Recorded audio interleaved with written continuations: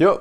Et déjà, merci, on est plus de 300 sur la chaîne, c'est un truc de fou, merci beaucoup! Cette fois-ci, on va parler de Designated Survivor, une série qui arrive un peu de nulle part, dont personne n'a l'air de parler, mais qui est plutôt sympa. Donc, Designated Survivor est une série américaine créée par David Guggenheim et diffusée depuis le 21 septembre 2016 sur ABC. Ça veut dire que cette série n'est pas produite par Netflix. Elle est également diffusée depuis le 6 novembre 2016 sur Netflix. Bon, pour une fois, au moins, c'est pas produit par Netflix. Synopsis. Au cours du discours sur l'état de l'Union aux États-Unis, un attentat frappe le Capitole. Le président et le vice-président périssent avec l'ensemble du cabinet, ainsi que la totalité des membres du Congrès et de la Chambre des représentants, à l'exception du secrétaire au logement et au développement urbain, Tom Kirkman. Le survivant désigné est alors investi président des États-Unis. Et oui, moi non plus, je savais pas que ça existait. Du coup, j'ai fait des recherches. Et j'ai découvert que ce principe existe réellement pour de vrai dans la réalité véritable et qu'il a été mis en place à l'époque de la guerre froide quand le monde craignait une hypothétique guerre nucléaire. Alors au cas où un immense attentat réduirait à néant tous les successeurs possibles du président, un survivant désigné est alors sélectionné pour la présidence. Mais cette personne doit avoir plus de 35 ans et être née aux États-Unis. C'est déjà ça. Du coup, ça enlève toutes sortes de questions que j'ai pu avoir au début de la série, du style « Attends, mais pourquoi c'est lui qui devient président s'il écrit juste ses discours ?» Y'a pas de gens plus qualifiés? Bah non! Ils sont morts! Et du coup, ça évince aussi toutes les incohérences du genre. Et c'est plutôt cool. Mais bref, j'ai trouvé cette série plutôt rafraîchissante.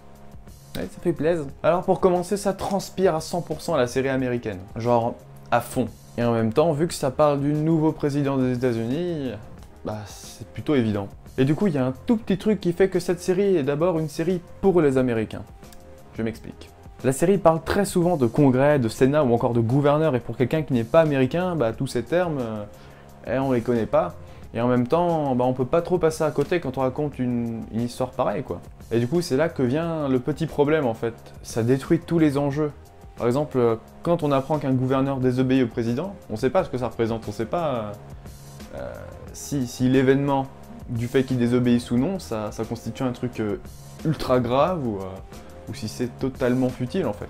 Parce que nous, en tant que spectateurs européens ou alors juste pas américains, bah on sait pas vraiment ce que ça représente un gouverneur. Bon, on sait qu'à peu près un gouverneur dirige un état, mais on n'en sait pas plus en fait. Et ça fait qu'on est un peu perdu au final. Et je trouve dommage que la série ne prenne pas assez le temps de déterminer le rôle de ce genre de personnage en fait. Parce qu'au final on sait pas s'ils sont plus néfastes que utiles. Et malgré ce petit détail, on arrive quand même à comprendre l'intrigue dans ses grandes lignes, donc ça fait un peu chier, mais en fait ça va.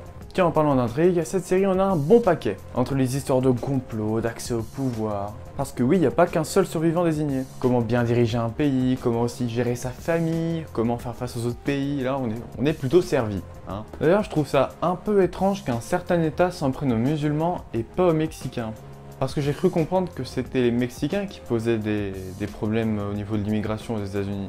Il y aurait pu avoir un réel propos sur la persécution des musulmans ou encore sur les délits de faciès. Mais je pense que ça aurait pris une trop grosse place dans l'intrigue principale pour qu'on s'y attarde dessus. Puis au final, on en parle pendant plusieurs épisodes bien, donc en fait ça va. Ça montre bien à quel point le boulot de président ainsi que de tous ses collaborateurs peut être fatigant et que le lien entre la presse et l'État est plutôt étroit. L'acteur principal Kiefer Sutherland, qui joue donc le président des États-Unis, porte très bien la série et je pense pas qu'elle aurait eu le même visage si quelqu'un d'autre avait été casté. Donc encore une fois, bien joué.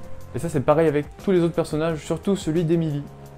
Franchement, j'aime bien. Les personnages sont vraiment attachants et tendraient à être un tout petit peu plus développés, par exemple dans des flashbacks ou alors en mettant l'accent sur ce qui les relie. Mais là, vraiment, je chipote, hein, je chipote à max. Hein. C'est très bien aussi à ce niveau-là. Hein. La mise en scène a tout d'une mise en scène classique de série télévisée, mais à un détail près, elle peut être piégeuse. Par exemple, quand on regarde un film ou une série et que la mise en scène tend à rapprocher deux personnages, par exemple champ contre champ sur deux regards profonds, genre « c'est lui que j'aime ». C'est elle que j'aime.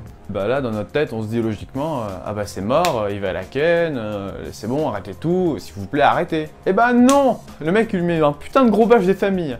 Oh, ça fait plaisir. Voilà. Ça, c'est pas niais. Ça, c'est bien. Voilà. Oui. Merci. Oui. Et j'ai vraiment été impressionné par les musiques qui ont un côté un peu... comment dire? Présidentiellement épique. C'est pareil qu'avec les musiques épiques normales, hein. On pourrait mettre n'importe quelle image derrière, ça rendrait un truc de fou. Mais là, je sais pas. Là, ça rajoute genre un côté héroïque au truc. J'ai été époustouflé. En tout cas, bonne surprise pour cette série qui nous fait découvrir les États-Unis sous un autre angle. Surtout que le mec à la base, il a rien demandé à personne et il gère plutôt bien son rôle de président. Et c'est vraiment jouissif de voir tous les autres autour qui ragent en mode oh ouais, il est pas légitime, nique ta mère. Bah si, c'est légitime. Mais bref, Designated Survivor, c'est plutôt que du bon. Sur ce, alimentez votre overdose de série et regardez Designated Survivor avec un big fat burger à côté de vous. Ciao.